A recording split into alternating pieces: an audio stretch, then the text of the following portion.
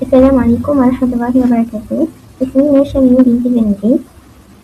في هذا اليوم سأقدم عرضا عن جدول وصفي الاختبار ataupun jadwal spesifikasi ujian untuk subjek bahasa Arab tahun 5 UASA. Jadi dalam jadual spesifikasi ujian ini ataupun JSU terdiri pada 9 kolom ataupun 9 perkara, iaitu terkisi rakam soal al-maharat نوع الأسئلة الموضوع معايير المحتوى معايير التعلم مستويات تصنيف اللغة والدرجات. Jadi dalam data spesifikasi ujian ini secara keseluruhannya ini pada 50 soalan untuk pentadbiran UASE bersyarat 5. Dan antara kemahiran yang terlibat adalah maharat istimewa kalam, maharat qiraah dan juga maharat kitabah. Di setiap kemahiran itu, setiap bentuk soalan itu menguji tahap berfahaman murid secara berperingkat. Dan tentu setiap soalan yang saya bina sebanyak 50 soalan adalah berdasarkan SK dan juga SP yang terkandung dalam SK itu bahasa Arab tahun 5 ataupun ma'ayar muhtawa iaitu standard kandungan dan juga ma'ayar ta'alum iaitu standard pembelajaran yang terdapat dalam GSDP bahasa Arab tahun 5. Di samping itu, menimbang al-mawdu' yang diuji adalah al-matlaq, al-ma'qulat wal-musyabat, al-ansyitah al-lafziyyah dan juga alam al-hayawanat.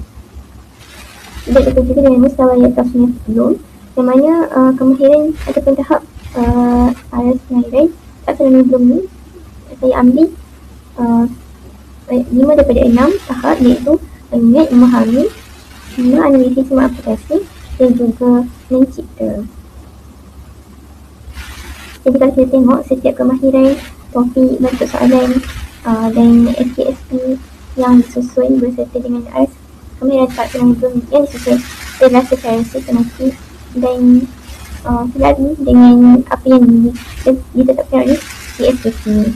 Jadi insyaAllah GSU dan set soalan ini dapat memudahkan guru untuk melakukan pertimbangan profesional terhadap pentadbiran UASA murid kelak.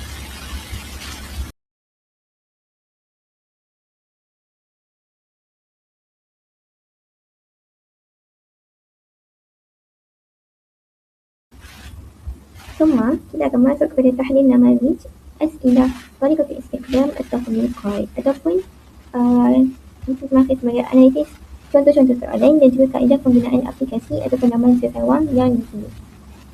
Jadi aplikasi atau penamaan sesawang yang pertama ialah WordWall, di mana WordWall ni saya guna untuk soalan kemahiran yang menilai kemahiran qiraah, yang mana dia berada pada tahap taksonomi belum C1 ataupun mengingat.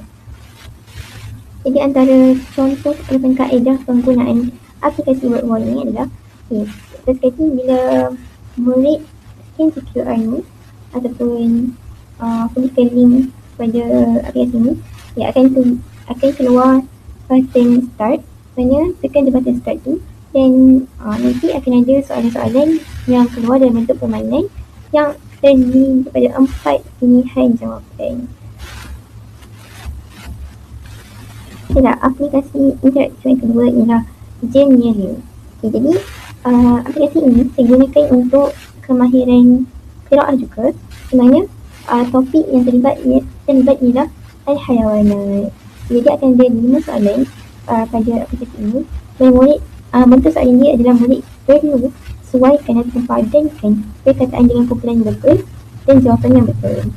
Jadi ia menilai pada tahap memahami, itu C2 dalam taksonomi belum. Jadi antara cara penggunaan dia adalah sama macam ini, scan je QR, akan keluar soalan ini, bagaimana boleh hanya perlu tekan pada lambang pensel yang terdapat pada aplikasi Genially tersebut, kemudian boleh sesuaikan secara interaktif.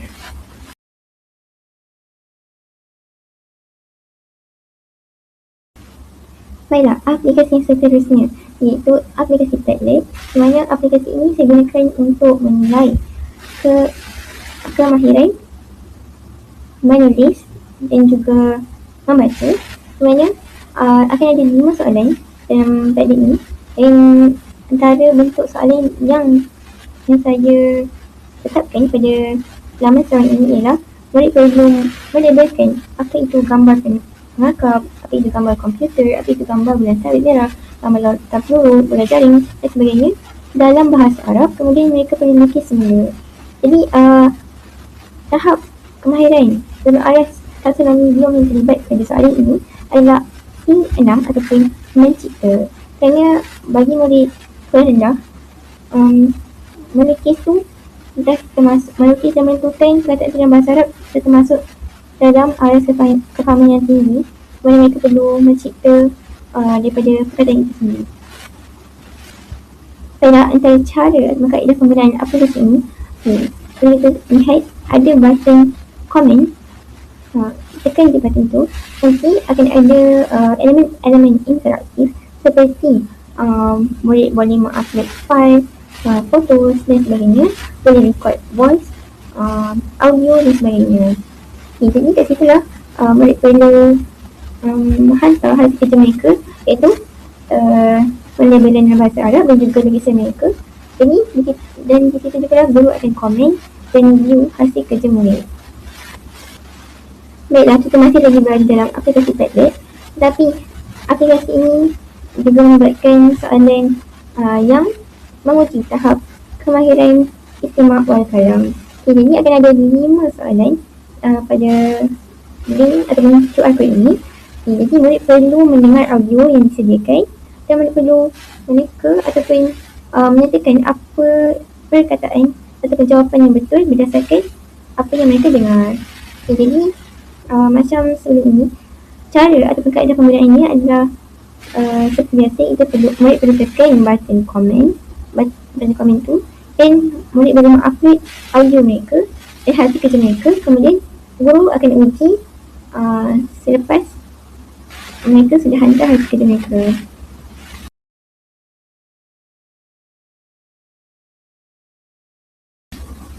Baiklah, kita masih lagi berada dalam aplikasi Padlet, tapi kali ini yang menyebabkan kemahiran taksonomi itu yang bertahap yang kedua, iaitu C3, aplikasi. Jadi soalan ini melibatkan kemahiran qiraah dan juga kitabah, mana murid perlu susun perkataan menjadi ayat yang lengkap. Jadi kat sini lah kita akan uji tahap aplikasi murid. Sebenarnya mereka perlu susun balik ikut bermula dengan isim atau bermula dengan fi'il, macam mana ayat tu boleh menjadi ayat yang tepat dan juga lengkap. Dan kaedah penggunaan ini juga seperti sebelum ini. Seterusnya, soalan ini akan menguji kemahiran kitabah murid, yang mana soalan ini berada pada arah taksonomi belum itu, iaitu memahami. Jadi antara bentuk soalan yang terlibat ialah murid perlu susun balik kata itu menjadi satu kalimah ataupun perkataan yang lengkap, yang melibatkan topik peralatan dapur dalam buku teks bahasa Arab tahun 5. Kita juga ada aplikasi Canva, yang mana pada link ataupun QR code ini, murid perlu mengkategorikan haiwan tersebut mengikut saiz, dan murid perlu tuliskan balik apa itu haiwan tersebut. Maksudnya murid perlu kelaskan, kategorikan mengikut haiwan kecil, saghir dan juga haiwan kabir yang besar.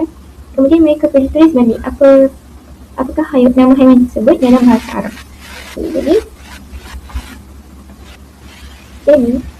soalan ini melibatkan kemahiran qiraah dan juga kitabah murid, yang mana ia juga menguji arah taksonomi belum C3, iaitu mengaplikasi. Jadi macam mana murid aplikasikan apa yang mereka belajar dalam kelas, apa yang mereka faham, mereka tentukan balik, mereka kelaskan, mereka boleh gunakan dan untuk jawab soalan ini. Jadi cara jawab soalan ini juga sangat mudah, di mana dalam link Canva ini akan ada button untuk upload file. Jadi murid hanya perlu upload file yang mengandungi penulisan dan apa yang mereka kategorikan. terhadap halaman tersebut. Seterusnya, wa akhiran. Kita akan masuk ke soalan yang ataupun bentuk soalan terakhir. Yang terakhir iaitu melengkapkan ayat dengan jawapan yang betul berdasarkan jawapan yang telah diberikan pada ruang ataupun dalam kotak tersebut. Jadi pada soalan ini ia akan menguji kemahiran kitabah, yang mana aras kemahiran taksonomi Bloom kali ini berada pada tahap C3, iaitu mengaplikasi. Ini murid perlu aplikasi apa yang mereka belajar dalam kelas tentang kalimah-kalimah tersebut, dan mereka perlu tentukan manakah kalimah yang betul ataupun jawapan yang tepat dan betul untuk isi tempat kosong tersebut. Dan cara menjawab soalan ini ataupun kaedah menggunakan aplikasi ini, murid perlu tekan saja link ataupun QR code yang disediakan. Kemudian tekan kedua soalan ini dan tekan pada elemen yang saya sertakan, iaitu elemen upload tu, dan akan keluar satu link Google Docs, dan dalam Google Docs adalah murid akan upload hasil kerja mereka, dan dalam Google Docs tersebut juga guru akan menilai ataupun mentaksir hasil kerja murid.